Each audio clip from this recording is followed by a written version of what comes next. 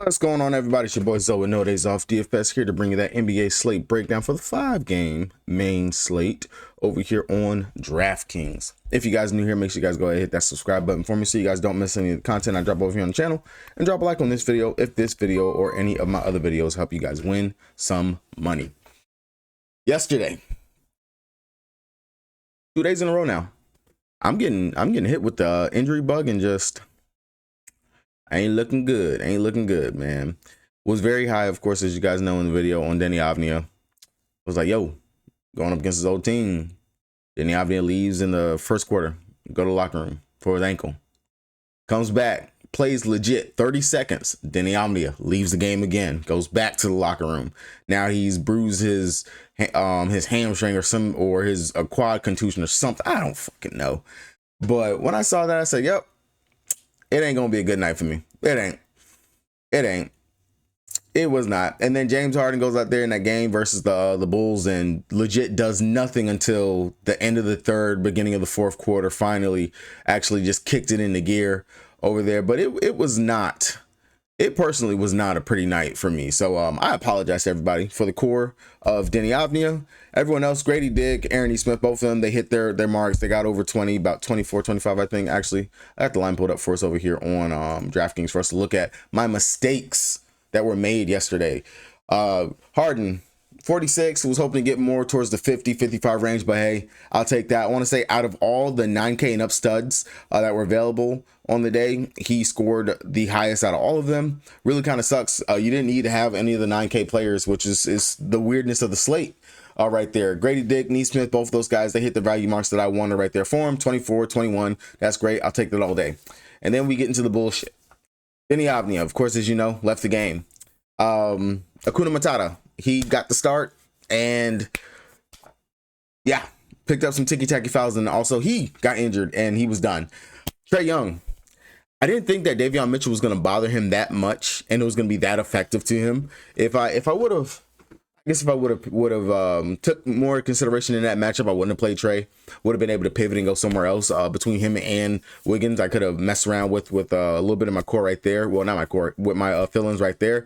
But it is what it is. Definitely, Davion Mitchell makes a difference out there for that starting lineup. Honestly, if I would have went hero over Trae Young, that would have been a smashable spot right there, but kind of wouldn't have mattered considering the rest of how the line looked. And then, of course, Miles Turner, it was a beautiful spot. Loved it for him going up against the Raptors, and he legit did what I expected. Smashed right there. Really kind of wish I would have ran the stack that I had for that game over on FanDuel with Miles Turner for his threes and his points, 15 points and like 2 to 3 threes. That would have been a pretty good play over there, but you live, you learn. It is what it is. That's why bankroll management, like I said yesterday, it is important, because we are hoping that these players go out here, don't get injured, do what we are expecting for them to do based upon the matchups that they're going in, past history, all these other factors and things. But it is what it is. Again, take it on the chin, move on to the next day, pause, don't take it that way. But, you know, hey, it's another slate, another day, 5 games, not bad. More condensed slate. Of course, DraftKings, they're giving us all the way up to the 10:30 game. 10:30 game, long as Anthony Edwards actually plays, I think that game should actually be pretty good. Definitely, of course, we got some news to focus on that right there, due to the fact of Dante might be back finally for them. But starting out, we got Golden State Warriors taking on Orlando. Trace Davis still probably going to be out. Kuminga is still out. On the flip side of things, Orlando, Jalen Suggs, man, he got to get healthy. It's really crazy for the time that he's missed. Honestly, since he came into the league, he's a really great player whenever he's out there. But get healthy, man, get healthy. Outside of that, Cole Anthony, not too sure. I think he might be doubtful to play today, but we'll get word on that. He still owes me money, so yeah, he better play. Denver Nuggets taking on Milwaukee. This right here, of course, should be one of the TNT games of the night, if I'm not mistaken. And also, I personally think could possibly be a good game.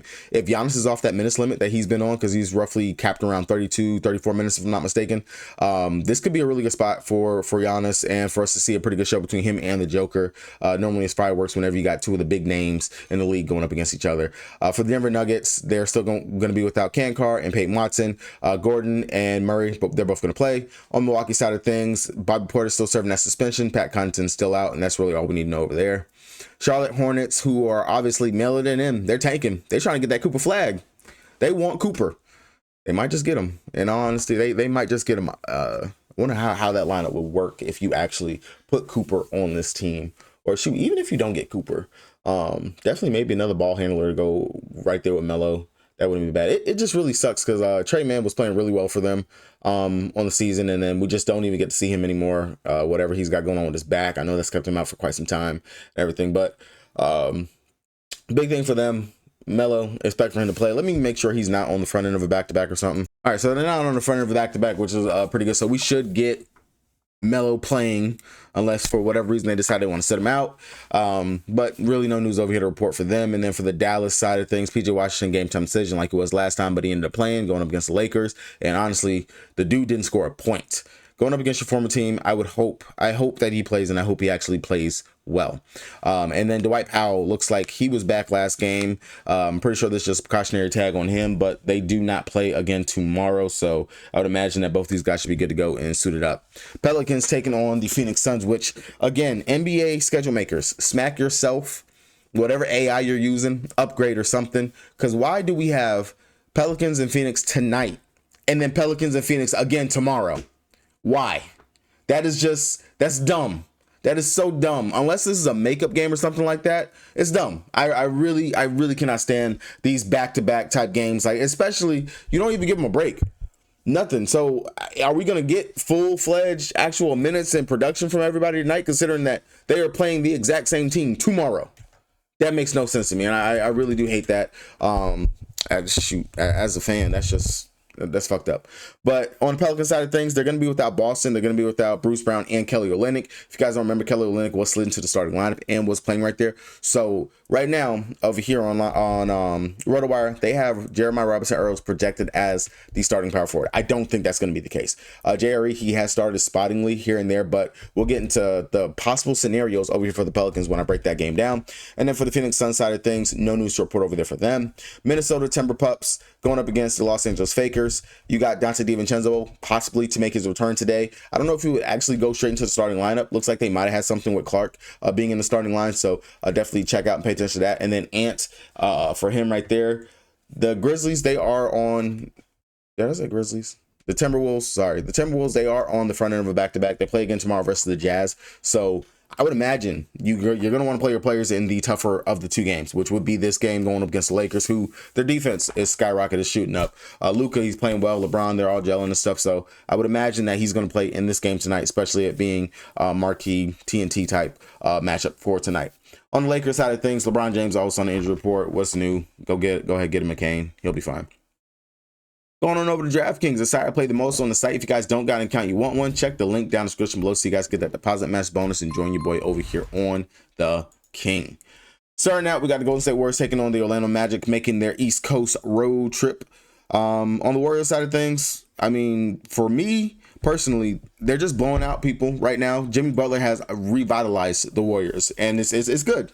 It is good. Curry's still sitting at the 8.6 price tag. Definitely, you can mess with that, flirt with that if you want to. I don't mind him here, especially you're going to be dealing with second-year player Anthony Black. Curry, he can go out there and go supernova if he decides that he needs to or wants to. In the one game that they did play versus Orlando earlier this season, he did drop 34 fantasy points in 34 minutes. So fantasy point per minute. Definitely, of course, we want more than that from Curry. The game just has to stay close enough. As you can see, last two games, 24, 29 minutes. You really don't need him versus the Charlotte Hornets. But he did drop 31 fantasy points in that game. So maybe we can get a little something like that. Definitely do not hate it right there. And then, of course, Jimmy Butler, 7,600. As long as he actually gets to play the minutes, I do believe Jimmy can put up some numbers. Hopefully, the Warriors, they play against the Miami Heat sometime soon, because I definitely would that would be one narrative again I would buy into, would be Jimmy Butler going up against the Miami Heat. I mean, you know, vindictive people, they do vindictive things. Outside of that, Podominski, Moses Moody, both those guys are in contention to play for me. Definitely can go there. The young guys, I will say Pod's price at 62. I don't like it. I really don't like it because you're going to need him to give you that 35, close up to 40 fantasy point outing at that 6,200 price tag. And I much rather would have him back in that like legit 5'9". I'll play Pod. 5'7", I'll play Pod. But 6,200, I'm asking for a lot more from him in this game. I would much rather just come down here to Moses Moody, who his price just doesn't seem to move, even though he gives very good output and everything, and he can do it across the board. I would rather play Moses Moody over Podominski if I did have to choose between the two. That would be where I would go right there over that. On the other side of things for Orlando, Franz Paulo, of course, you're going to need both of those guys to actually be competitive in this game. If you do believe they can be close, if we're choosing between the two, of course, we're going to go with Franz over Paulo. Both of them actually have a pretty decent, and when I say decent, it's more of a tougher matchup for both of them, because you're going to have Franz dealing with either Jimmy Butler or Moses Moody, and vice versa for Paulo. Warriors, their defense can actually spark it and give you a little something. And the Warriors don't play against the Miami Heat again until March the 25th. So that game will be coming soon. We definitely will be looking at Jimmy Butler for that game. Outside of that, you got Wendell Carter Jr. in the starting lineup again, 5,200 for his price. If the game stays close, we know he can play upwards of close to 28-30 minutes right there. Wouldn't mind getting to him as maybe a value piece if you want to take something from this game. Looking at it, the total in this game should be one of the lower totals anyway. It's a 210.5 total with a 6-point spread. I got 240 on the game for Denver and Milwaukee. You got 235 for New Orleans Pelicans and Phoenix. Would imagine that you're going to get a lot of people stacking stuff out of those two games right there. And I do agree. So if you want to get different, would possibly be taking something from this game. But that is going to be one of those games that was like, do I need it? Do I have to? It's really not. Denver taking on the Milwaukee Bucks. Of course, the Joker. I'm not even going to beat a dead horse with that. The Joker's the Joker. I will say, long as he actually goes out there and decides that he wants to shoot, because we have had to deal with that in the past couple of games where he's just not shooting, especially to start the game. He's really just either somewhat rebounding or dishing the rock and whatnot. But hopefully this will be one of those games that he can get up for. That's pretty much just it. Jamal Murray, dude's been playing pretty well over his last couple of games, minus this 28.75 versus the Indiana Pacers. But still 4-4 from 3. 3-point ball is looking very good for him. And he's also dishing and contributing. Also with the assist size, 7-7. That's a good price tag for him. I wouldn't mind paying that right there. Outside of that, Christian Braun, that price has finally ticked back down a little bit to where I'm a little bit more comfortable playing him at versus where he was up into that 6K range with everybody being back. I'm more inclined to want to look to Christian Braun right here, but I will say I would rather get to Michael Porter Jr. at that 6'1". Definitely just because we know shooters can definitely have their way going up against Milwaukee. If you're actually a decent shooter, you definitely will be able to put up numbers, and that is what Michael Porter Jr. is out there for. He's out there to go ahead and dish up and jack up a whole bunch of threes. I don't believe that they've played versus each other yet this season. No, they have not. So hopefully we will be in for a treat tonight looking at that. But if you don't want to get up to Michael Porter Jr., you don't want to mess with Christian Braun, Aaron Gordon still priced right here at that 5,300 price tag, and no minute cap. He's out there. He's playing the minutes. He's playing his role. He's knocking down his 3-ball, but he's also playing it on the defensive side and getting those rebounds and can play make as well. So 5,300, definitely a key value piece that I can get to over here for Denver. Now, I will say Russell Westbrook, he's back, but I don't want to play that right now for 5,400 Russell Westbrook, who's going out there playing barely 25 minutes and not giving us enough. We know he's very much turnover prone. We got to get the playmaking and rebounding Russell Westbrook back before I want to jump on that bandwagon of getting back to playing Russ. Strother, Najee, Pickett, DJ, all these guys, with everyone healthy and back for the Nuggets, I don't want to go there. It would mainly be the starters you want to focus to on that side of the team. Milwaukee Bucks on their side, if we get the word that Giannis is not on a minutes limit, if the cap has been lifted, then I would be very much inclined to look at Giannis over the Joker. If I get a full-fledged Giannis, no cap, because he's stuck in a minute limit right now. If I can get 38-minute Giannis, I would take that, especially if the game stays close. He's at 10-7. I honestly don't remember the last time we've seen his price this cheap. He's under 11K. That is value, especially when I have legit studs on the slate with Luka, LeBron, the Joker, Kevin Durant, the way that he's playing, not Bradley Beal, Devin Booker. There's a lot of studs, but not a lot of them put up a fantasy point per minute and more like Giannis. Doing it also on the defensive side, he can play make. You know if Giannis is at 6 assists by the third quarter just starting, he's chasing the triple-double. You know that for a fact. And going up against triple-double kings on the other side, you know that. So at 10-7, the upside is through the roof. He has to be off that minutes limit. But I really do like Giannis. Now, outside of that, Dame Dollar going up against Jamal Murray defense, Christian Braun defense. I don't care who you put right there. this should be one of those games where he could go out here and have a big day. Tyrese Halliburton dropped 52 versus them. Luka, we saw that 68 versus them. He's definitely, of course, can dish the rock as well. Knocked down his three ball, taking a ton of threes over his last couple games. As long as he gets going, I like what he did versus the Houston Rockets. I don't expect for him to shoot 7 of 22. That was just really shitty. But Houston is a tough defensive team when you look at him on paper. His history versus the Denver Nuggets, really, I don't have anything great. Last season, of course, first year with the Bucks, wasn't all that. Wasn't great. Didn't look good at all. Year prior, 54, 72, 56, 61. If you want to look at some old stats. I honestly think this Dame that we were normally getting before the break, especially, could go out here and give us a pretty good day. The matchup is there for him versus them.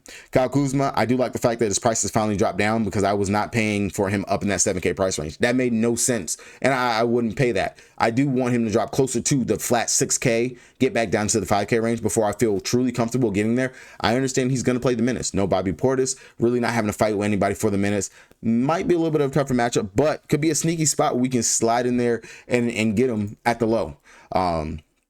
Game stays close. If he's knocking down his three ball as well, that could be a big day for him. Same thing for Brook Lopez. We know he's going to be able to be out there. Joker, it's going to be drop coverage.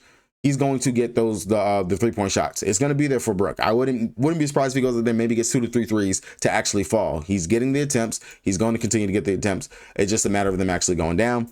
We know that a lot of people over on the Denver Nuggets can actually get blocked. Michael Porter Jr., Aaron Gordon, the Joker himself, he gets blocked quite a bit as well. That's one of those things that Brook Lopez excels in, especially on the defensive side. And then, of course, the rebounds and everything. So Brook Lopez, really, really good spot for him, 5,600. I don't mind that, especially, again, you're going up against the drop big and the Joker. This is one of those spots that you look towards Brook Lopez, a big that actually stretches the floor.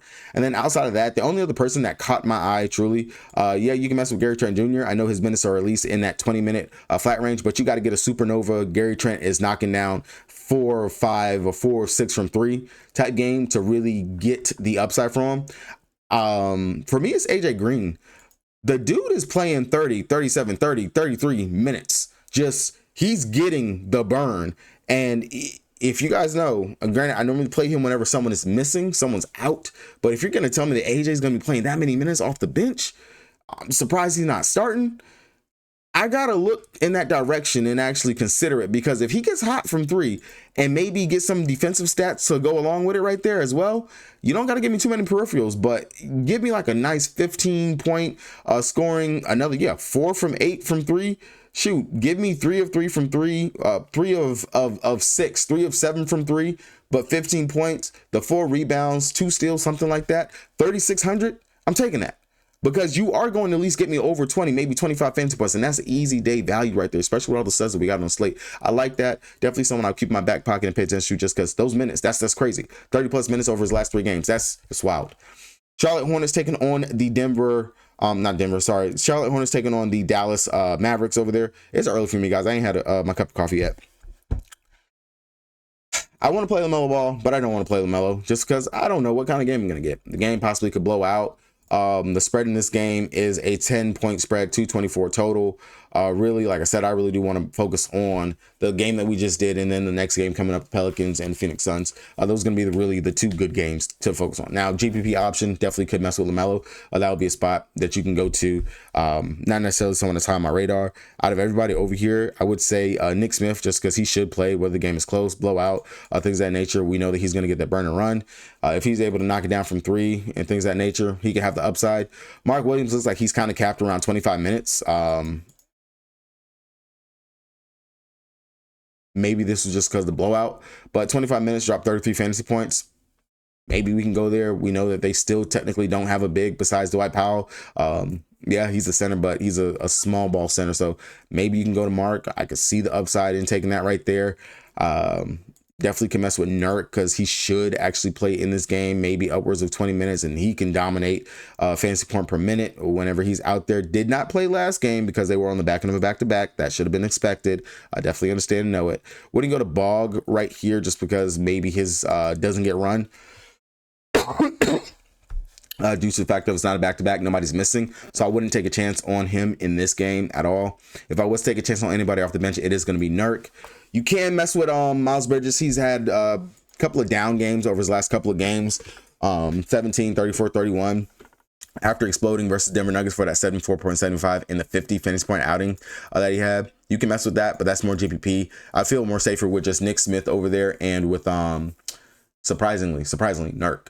So surprisingly, I wouldn't mind playing Nurk. Just the value that he kind of gives me over there. I don't mind that. On the downside of things, yeah, Kyrie shaved all that off, bro, and got a haircut and new earrings too. And versus the Lakers, I don't know if it was because he was going up against Luka or if it was like, yo, I'm gonna show you why they went ahead and was cool with the trade. I don't know what it was. It just looked like new vibes, new vibe, Kyrie. And we know that Kyrie goes through the different seasons and stuff like that. And yeah, that was crazy. That was honestly just crazy. Like he was locked in. 5 of 11 from 3, 12 of 27. Honestly, a ton of shot attempts out there. 4 assists, 7 rebounds, 2 blocks, 3 steals. Like, that's a locked in Kyrie. Versus Charlotte Hornets, you don't got to be that locked in. But at 9,200, it's the Hornets. Got to hope the game stays close enough for them to actually be able to go out to do that. Now, instead of Kyrie, I really do like PJ Washington. Over here on the flip side, 7,200. Of course, we're going to go right back to the well. 0 points. You owe a lot of people money. You owe us money. 0 of 9 out there. It's his former team. It's the Charlotte Hornets. That's all I'm going to say. And we're going to leave it at that. Outside of that, Max Christie, if they start him again, I can have some interest right there. Najee Marsh, he's typically playing roughly about 20-ish minutes out there. We know he's going to get some of the backup 4, backup 3 minutes right there. Dante Exum, if he's good to go, didn't get concussed from getting hit in the head by LeBron, definitely you can mess with that. If they start him, I'll look there. If they don't start him, then I will still just stick with Max Christie long season starting lineup. Outside of that, no one else over here has any interest to me on the Dallas Mavericks. On the New Orleans Pelicans side of things, the game that is interesting, of course, because it's a front end of a back-to-back. Maybe we might get some news about someone resting. Maybe, just because it just really doesn't make any sense for this. CJ McCollum, Trey Murphy, Zion, all these guys are going to be in play, in contention for me, long as nobody's out, nobody's missing, so on and so forth. Zion, I know for him, it's still going to be a cap with him. Yeah, he played 29 minutes in this last game. Let me see him go out there and play 30 minutes. Like if we are finally getting the tick up of the minutes, I might have to really pay more attention to Zion. His price got bumped up 200, even though he went out there and had a dud of a game. So obviously DraftKings might know something. But Trey Murphy, we know he's pretty safe out there. 7,900.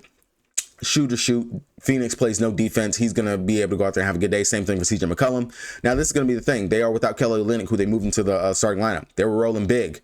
Maybe we see Carlo get put into the starting lineup. I know that he started before. If they start Carlo at the 4 and still leave Zion at the 3, I like Carlo here as a value play. If they don't go with Carlo and maybe they decide that they want to put that's actually a pretty big lineup that they were really running big because Trey Murphy was playing the 2. Damn. But yeah, if they don't start Carlo, instead they start Jordan Hawkins at the 2, because that's where Hawkins would end up. He could play 2/3, but they start Hawkins at the 2, move Trey Murphy back to the 3, Zion back to the 4. Of course, you're going to want to play Hawkins. We know Hawkins whenever he gets minutes and he's out there. Granted, he is primarily a shooter who is going to pretty much be just a dead eye from 3. He can stuff the stat sheet in other areas, but 3,800, I'm going to take a chance on that. If they start Jose Alvarado, you guys see the trend here? Whichever value piece they start off of their bench that is going to have to fill the spot, unless it is Jeremiah Robinson-Earl, way too low of a usage player, I'm not going to go there. I will prioritize CJ McCollum, Murphy, Zion, even Messi. All those guys will get prioritization for me over JRE. But if you're starting Carlo, I like that at 4K. If you're starting Hawkins, definitely at 3,800. I like that. Just JRE, he just doesn't do enough for me whenever he's out there on the court. I can't. Everyone else, they actually have some pretty good metrics when they're out there on the court. I would rather pay attention to them. On the Phoenix Suns side of thing, if they go right back to the offensive juggernaut of a lineup with Bol out there, granted, I know, again, they lost the game that they started them, but it's good offensive flow with Bol being out there. They start Bobo at 4,900. Definitely going right back to that. Well, I will play Bobo again. KD looks like he's just playing whatever minutes he wants to play. Definitely makes him like top tier in regards to if you want to play a 9K and up stud. like he's right there for you, just because 43, granted overtime, 40 minutes, 38, 39, 42. He's playing minutes. Looks very good when he's out there. Pretty much you're going to go out there, play that versus the Pelicans. I'd imagine a 45-ish fantasy point outing for you, like the upside. Devin Booker, of course, Bradley Beal, all these guys right here from bowling up. That's where we want to focus over here on the Phoenix Suns for me. Outside of that, the only other person I would really look to would be Grayson Allen, just because he's their main guy that they're playing off the bench and that they're getting run to. And whenever he's on, he's knocking down a 3-point shot. Good spot for him as well. Don't mind getting there. Royce O'Neal, unless they start him, wouldn't really be something I would pay attention to. And then Nick Rich is Nick Rich. Definitely, of course, you can go there. I know we attack with opposing point guards going up against, not point guards, opposing centers going up against the Pelicans. You can mess with that. But if they start bowl, I mean, that's just easy day for me. I'd rather just go ahead and play the bull over there for me. Denver Nuggets. Jesus Christ, I'm all over the place. I got to go get that coffee, y'all. Minnesota for the Lakers. Long as Ant's in, I mean, it's Ant going up against the Lakers. The game should definitely be, of course, a very much back and forth.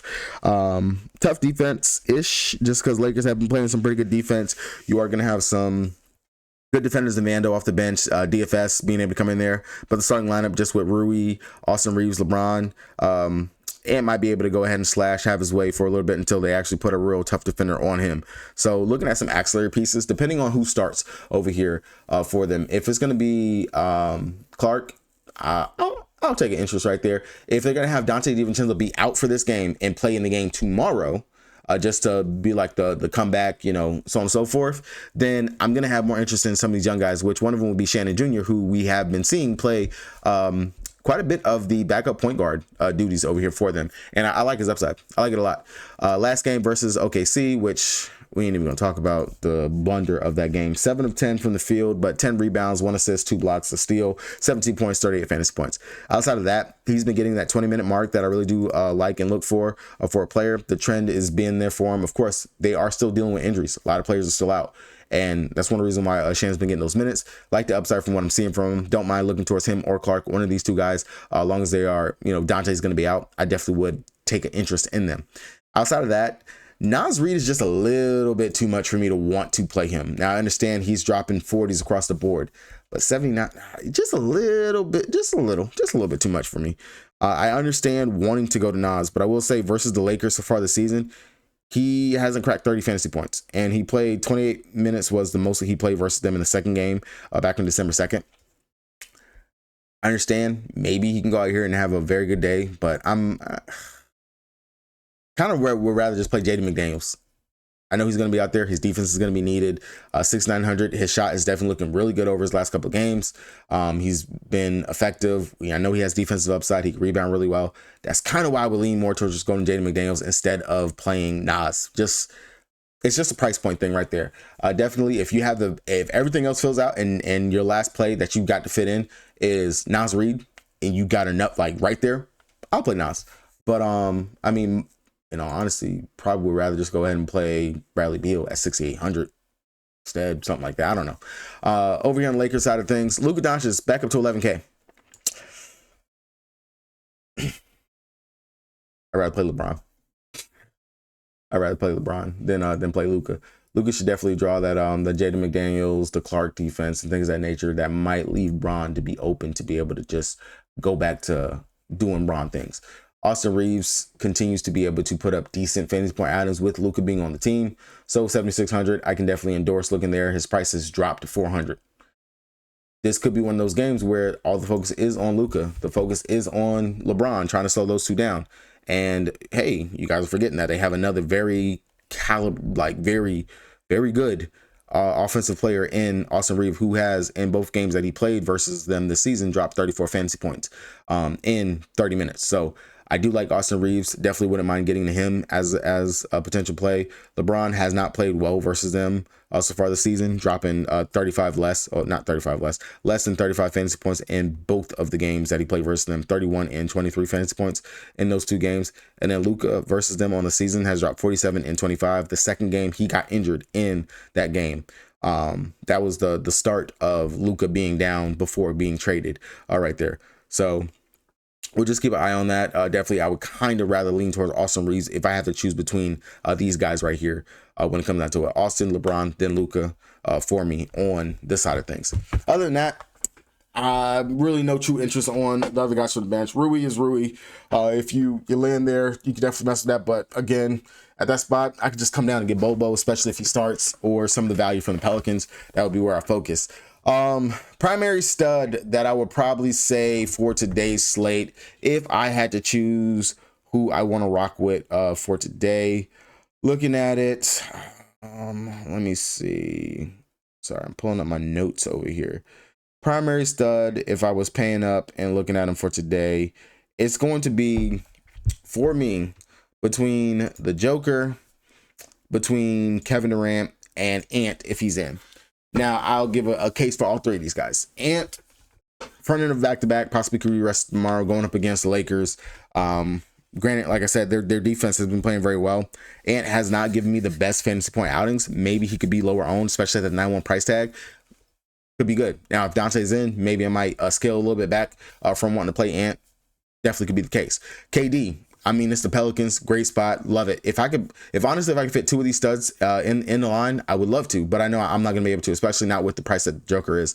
But Ant definitely in contention. Kevin Durant, like the minutes, like the matchup, everything that he has going for him right there. This is a really great spot, smash spot for him. And then the Joker, of course, going up against what should be a close game, the Milwaukee Bucks. I don't really have to break that down or explain it to you. Triple double upside, definitely double upside with his assists, with his points, whatever he decides he wants to do on today. It's all gonna be there for him. I will say, out of the three, KD probably would be my favorite if I was to fade the Joker. And then, of course, if I fade the Joker, if you paid attention to the breakdown, then you know the other player that I would go with in that game if I was to fade the Joker. But that's going to be it for me, guys. Hopefully, you guys were able to get a little something from this. Let me know down in the comment section if you guys enjoyed the video or anything else that you guys want to see over here on the channel. Good luck to everybody. Hopefully, you guys are having better luck than I am so far to start the week. But I already know there's going to be a good little win coming this week. It's going to come. It's going to happen. Before the week is over, before Sunday hits, I'm going to get that dub. And it's going to be a nice one. Peace.